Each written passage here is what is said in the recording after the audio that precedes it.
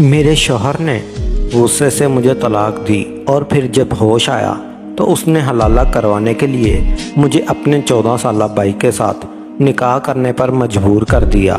मैं भी हालात से मजबूर थी, इसीलिए हलाला के लिए राज़ी हो गई।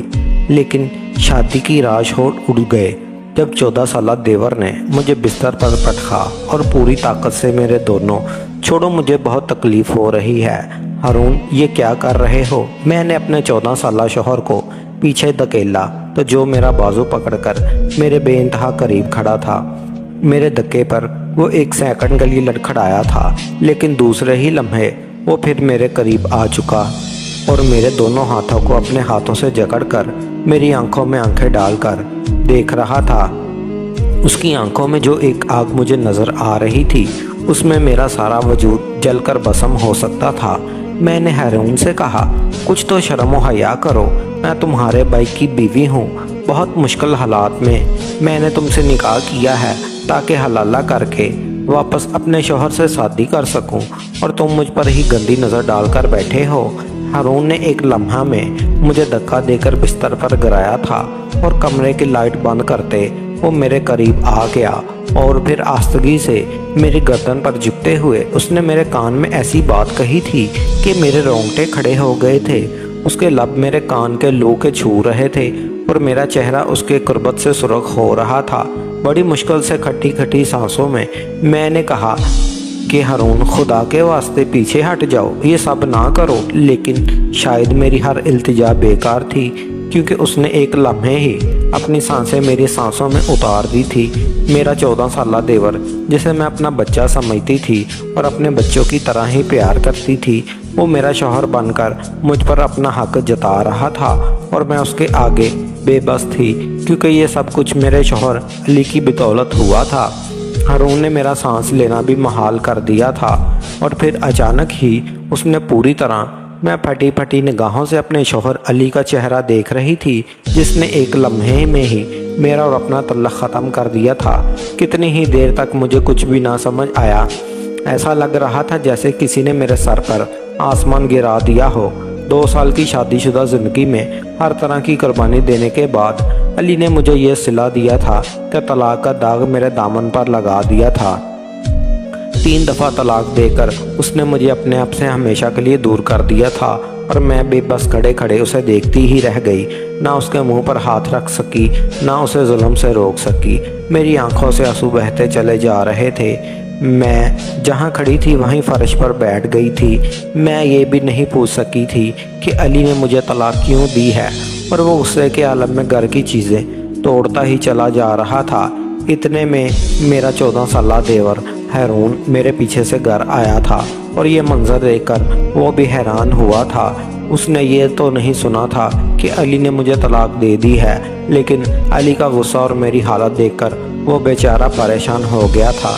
मुझे हद से ज़्यादा और होते हुए देखकर मेरे पास आकर बैठ गया और पूछने लगा, भाभी क्या हुआ है आपको, इस तरह बैठी हुई हैं, सब खैर तो है? भाई क्यों गुस्सा कर रहे हैं? मैंने खट्टी खट्टी सिसकियों से दरमियाने उसे खबर सुनाई, जिसे सुनकर वो बेयकीन हुआ। अनकार में सर हिलाते हुए कहने लगा, भाई ऐसा कैसे कर सकते हैं? आपने कोई गलती तो की होगी, आप दोनों का कोई झगड़ा तो हुआ होगा। मैंने इनकार में सर हिला दिया और कहा कि नहीं, मैंने तो कुछ भी नहीं किया। सुबह से कपड़े धो रही थी और अब भी छत पर कपड़े उतार कर नीचे आ रही थी, जब ही तुम्हारे भाई घर में दाखिल हुए और ना जाने क्या हुआ कि बुरी तरह मुझे गालियां देने लगे, चीखने चलाने लगे और फिर खुद ही बजाते मेरे बदकिरदार होने का खिताब देते हुए तलाक के 3 लफ्ज़ सुना दिए। मैं नहीं जानती कि दरअसल हुआ क्या है जो तुम्हारे भाई ने मुझ पर यह सितम ढाया है। मैं फूट फूट कर रो रही थी। हारून ने मुझे बेख्तियार ही अपने सीने से लगा लिया था। वो मेरे लिए मेरी औलाद जैसा था। पिछले 2 सालों से मैंने एक माँ की तरह ही उसका ख्याल रखा था। वो भी मुझे बहुत इज्जत देता था, इसलिए उसके सीने पर सर रख कर मैं आंसू बहाने लगी थी। कुछ देर बाद मेरे शौहर का गुस्सा ख़त्म हुआ तो हारून ने ही उससे पूछा कि भाई क्या हुआ है, आपने भाभी को तलाक क्यों दी है? क्या आप नहीं जानते कि हमारे सिवा भाभी का कोई नहीं है? उनके वालिदैन भी वफात पा चुके हैं, ये कहाँ जाएगी? आपने ये जुल्म कैसे कर दिया। अली का गुस्सा काफ़ी हद तक उतर चुका था। वो कहने लगा, तो मैं इस बदकिरदार औरत को कब तक अपने नकाम में रखता। तुम्हें मालूम भी है कि ये मेरे और तुम्हारे पीछे घर में क्या करती हैं। कितने अरसे से ये मोहल्ले वालों की बातें सुन रहा हूँ। दफ्तर से लौट कर आता हूँ तो मोहल्ले वाले मुझे इस बदकिरदारी के किस्से सुनाते हैं। खासकर पड़ोस वाले असलम भाई ने तो मुझे 1000 बार ये बात बताई है कि किस तरह हमारे पीछे ये मोहल्ले के लड़कों के साथ चक्कर चलाती है। किसी न किसी काम के बहाने इन्हें बुलाकर उनके साथ घंटों दरवाजे पर बात करती है। परसों अभी असलम भाई कह रहे थे कि तुम्हारी बीवी की वजह से मोहल्ले का माहौल खराब हो रहा है, मगर मैंने उल्टा उन्हें ही डांट डपट कर खामोश करवा दिया। कितने अरसे से ये सब कुछ मैं सुनता आ रहा था, लेकिन फिर भी मैंने यकीन नहीं किया। मगर आज मैं दफ्तर से लौटकर घर आ रहा था कि जब मैंने उसे छत पर देखा। और तुम जानते हो कि गली के लड़के पर कोने खड़े होकर इशारेबाजियां कर रहे थे और ये भी इन्हीं की तरफ देख रही थी। मैं अच्छी तरह जानता हूँ कि हमारे पीछे इसका किस तरह से दूसरे मर्दों से चक्कर चलता है। असलम भाई ने ऐसे ही तो इतने अरसे से इसके बारे में मुझे बातें नहीं बताई हैं। बस इसीलिए मैंने इसे गुस्से से तलाक दे दी है। मैं मज़ीद ऐसी औरत को अपने घर में नहीं रखना चाहता। अली भी मेरे सामने ही बैठ गए थे और अपने बालों को अपनी मुट्ठी में जकड़ कर रखा था और मैं बेबस हैरत से आंखें फाड़े अपने शौहर को देख रही थी। मुझे यकीन नहीं हो रहा था कि वो मेरे बारे में इस तरह की बातें करेंगे। मैंने उनके घर के लिए और इस रिश्ते के लिए क्या कुछ नहीं किया था। जब अली बेरोज़गार हुए तब मैंने ही अपनी सिलाई कर करके घर का खर्चा चलाया था। यहाँ तक कि हारून की फीसें भी भरी थी और आज अली मुझे ही बेहया और बदकिरदार ठहरा रहे थे, और वो भी किसी पड़ोसी की बातों में आकर। मेरा दिल चाहा था कि ज़मीन फटे और मैं इसमें समा जाऊं। मेरे शोहर ने तो मुझे आईना देखने के काबिल भी नहीं छोड़ा था। अली की बात सुनकर हारून कहने लगा, भाई आप किस असलम की बात कर रहे हैं जो खुद इतने बुरे और घटिया इंसान हैं कि मोहल्ले की औरतों पर नज़र रखते हैं। क्या आप भूल चुके हैं कि कुछ अरसा पहले ही इन हरकतों पर असलम भाई ने मोहल्ले वालों से मार भी खाई है, जिनका खुद कोई किरदार नहीं है। क्या अब वो भी भाभी के किरदार के बारे में बातें करेंगे? आपको तो चाहिए था उनका मुंह पहले ही दिन तोड़ देते, ताकि वो सारा साल आपके दिल में यूं ना जहर भरते। बात मोहल्लेदारी के लड़कों की है। वो रोज़ाना ही कोने पर खड़े होते हैं। भाभी कपड़े लेने छत पर गई थी। अगर वो भी भाभी को देख रहे थे तो इसमें भाभी की क्या गलती है? छत की दीवारें ही छोटी हैं। अगर आपको इतना ही मसला था तो छत की दीवारें बड़ी करवा देते, लेकिन इस तरह भाभी को तलाक ना देते।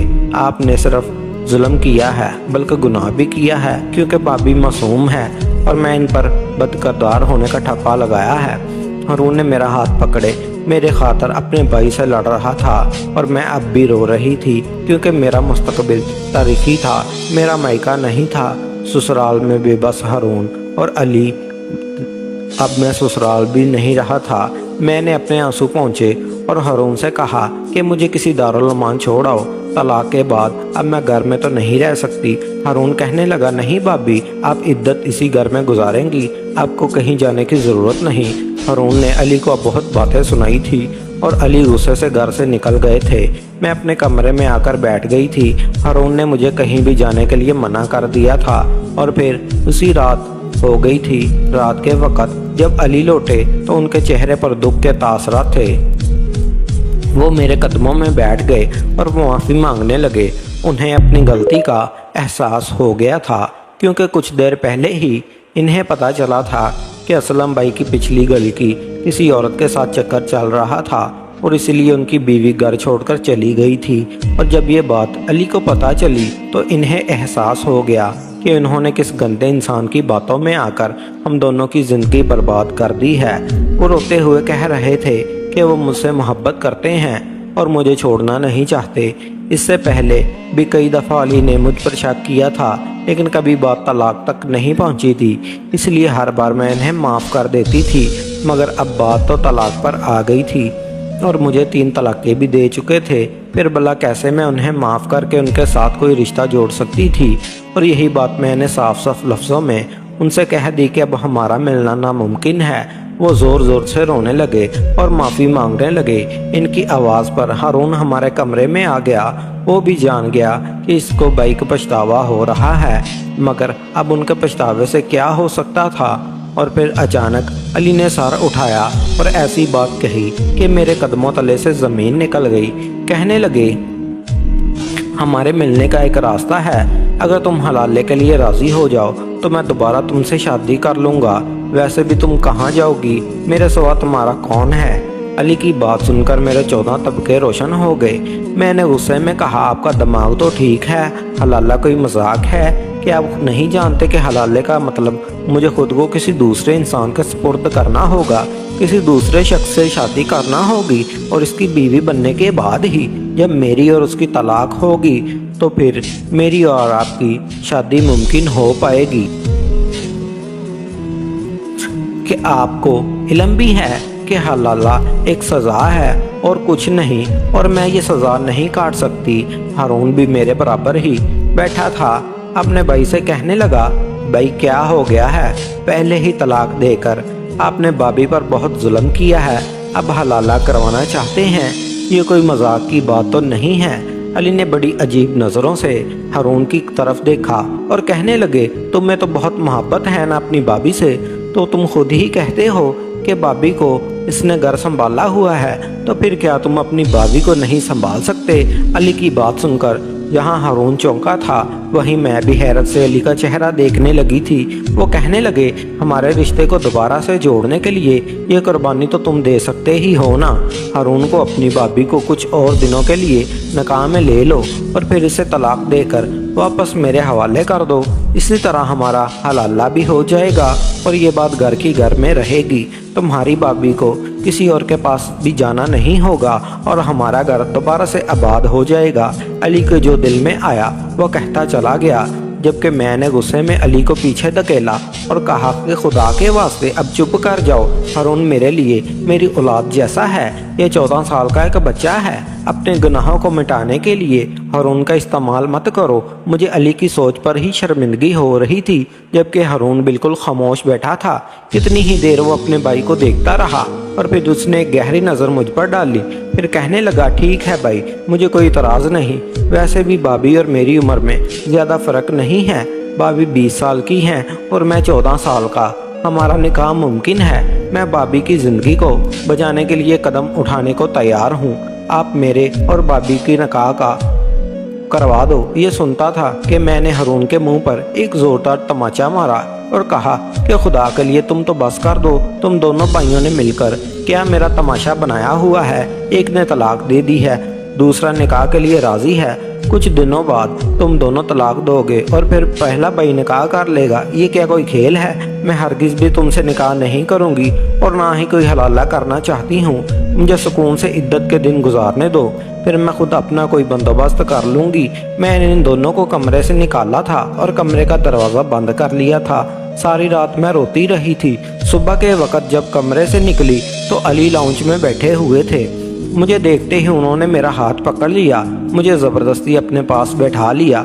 अपनी मोहब्बत का एतराफ़ करने लगे, मुझसे वादे करने लगे कि वो दोबारा मुझ पर कभी शक नहीं करेंगे, फिर मेरे साथ कोई ज़्यादती नहीं करेंगे। बस एक बार मैं उन्हें माफ़ कर दूं। मैं खुद बहुत ज़्यादा परेशान थी। सारी रात सोचती रही थी कि इद्दत गुजारने के बाद कहाँ जाऊंगी। ना कोई रिश्तेदार है और ना कोई दारुल ही वह जगह थी जहाँ मैंने सुन रखा था कि वहाँ भी लड़कियों के साथ अच्छा सलूक नहीं होता, इन्हें आगे फ़रोख्त भी कर दिया जाता है। ये सब बातें मुझे डरा देने को काफ़ी थी, इसलिए मैंने थक हार कर हारून से निकाह के लिए हामी भर ली थी और अली से कहा था कि मुझे बस इद्दत के दिन सुकून से गुजारने दो। वो राज़ी हो गया था। उसने अपना सामान बांधा और कहने लगा, जब तक तुम इद्दत में हो मैं कारोबार के सिलसिले में दूसरे शहर चला जाता हूँ। जब मैं वापस आऊँगा तो खुद तुम्हारा और हारून का निकाह करवा दूँगा। तब तक तुम्हारी जिम्मेदारी हारून के कंधों पर ही है। अली मुझे और हारून को छोड़कर खुद दूसरे शहर चला गया। हारून मेरे सामने कम ही आता था, मेरी ज़रूरत का ख्याल रखता था और फिर इद्दत के दिन मैंने बड़ी सुकून से गुजार लिए थे। इद्दत ख़त्म हुई तो अली लौट आया और आते साथ ही اس نے میرا اور ہارون کا نکاح پڑھوا دیا۔ ساتھ ہی ہارون سے کہا کہ وہ 1 ہفتے بعد مجھے طلاق دے دے۔ علی پھر 1 ہفتے کے لیے گھر چھوڑ کر نکل گیا، کیونکہ یہ 1 ہفتے مجھے ہارون کے ساتھ گزارنا تھا، اور یہ بات علی کے لیے بہت ہی مشکل تھی۔ علی کے جانے کے بعد میں اور ہارون گھر میں تنہا رہ گئے تھے۔ مجھے لگا تھا وہ 14 سال کا ایک بچہ ہی ہے، اس لیے اس سے نکاح کر کے مجھے کوئی پریشانی بھی نہیں ہوگی۔ میں نے ہارون سے کہا تم اپنے کمرے میں جا کر سو جاؤ، میں ابھی بہت تھک گئی ہوں، میں اپنے کمرے میں آرام کروں گی۔ میری بات سن کر اس نے گہری نظر مجھ پر ڈالی اور کہنے لگا آپ میری بیوی ہیں، آپ میرے ساتھ میرے کمرے میں رہیں گی۔ اس کی بات سن کر میں چونک گئی، اور پھر جو مجھے ہاتھ پکڑ کر زبردستی اپنے کمرے میں لے گیا اور بستر پر بٹھا دیا۔ میں نے ہارون سے کہا کہ میں اپنے کمرے میں رہنا چاہتی ہوں، 1 ہفتے کی بات ہے، پھر تم مجھے طلاق دینی ہے۔ ہارون نے مضبوطی سے میرے دونوں بازوؤں کو جکڑا اور مجھے بستر پر دھکیلتے ہوئے میرے قریب آیا اور میرے کان کے لوگ کے قریب جاگتے ہی ایسی بات کہی کہ میرے ہوش اڑ گئے۔ کہنے لگا میرا آپ کو طلاق دینے کا کوئی ارادہ نہیں ہے، آپ میری بیوی ہیں اور میں نے اس نکاح کو دل سے قبول کیا ہے۔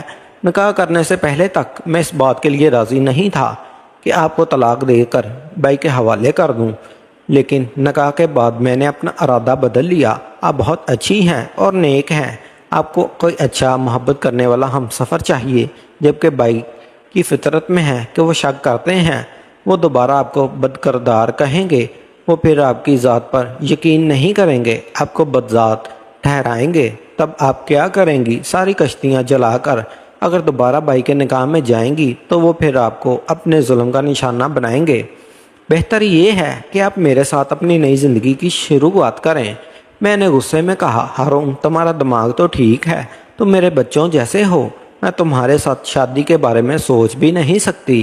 میری بات پر وہ مسکرایا اور کہنے لگا شادی تو آپ کر ہی چکی ہیں، اب بس سہاگ رات کی باری ہے، اور پھر اس نے مجھے بستر پر دھکیل دیا۔ میں نے خود کو اس سے آزاد کروانا چاہا، لیکن وہ دھیرے دھیرے مجھ پر حاوی ہونے لگا اور مجھے سمجھانے لگا کہ میرا اور علی کا ساتھ ناممکن ہے۔ اگر میں دوبارہ علی کے پاس جاؤں گی تو بھی وہ میرے ساتھ برا سلوک ہی کرے گا۔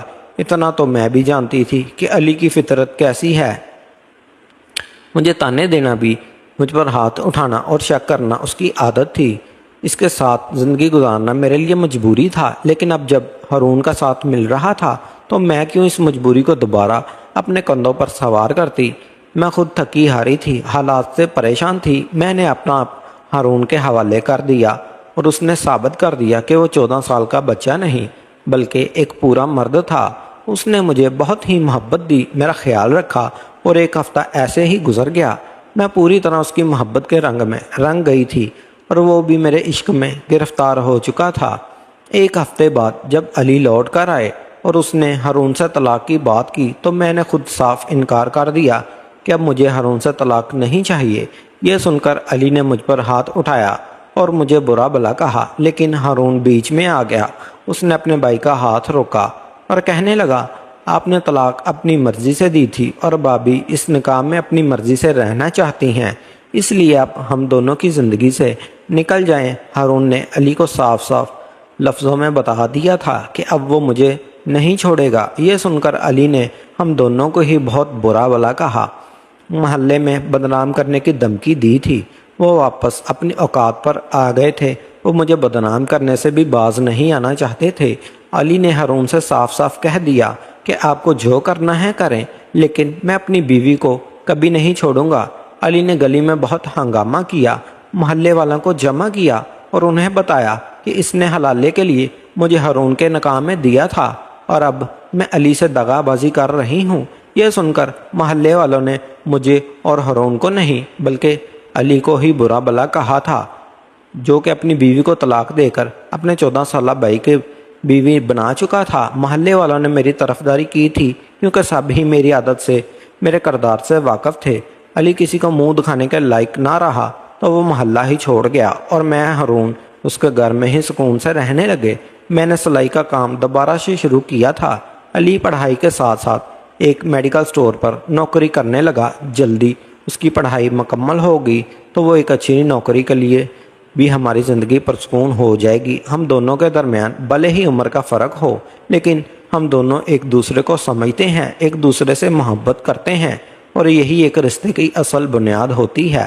جب مرد کو عورت کی عزت دے تو عورت اس مرد کی خاطر کسی بھی حد تک چلی جاتی ہے۔ ہارون نے مجھے محبت کے ساتھ عزت بھی دی تھی، اس لیے میں گھرداری کے ساتھ ساتھ کمانے کا بھی اپنی خوشی کام کر رہی تھی، جبکہ علی نے مجھے سوائے ذلت اور رسوائی کے کچھ نہ دیا تھا۔ میں ہر عورت سے یہی کہوں گی کہ اگر زندگی میں کوئی ایسا شخص ملے جو محبت سے زیادہ آپ کو عزت دینا چاہتا ہو تو اسے ضرور اپنائیں، کیونکہ عزت ہی سب کچھ ہے۔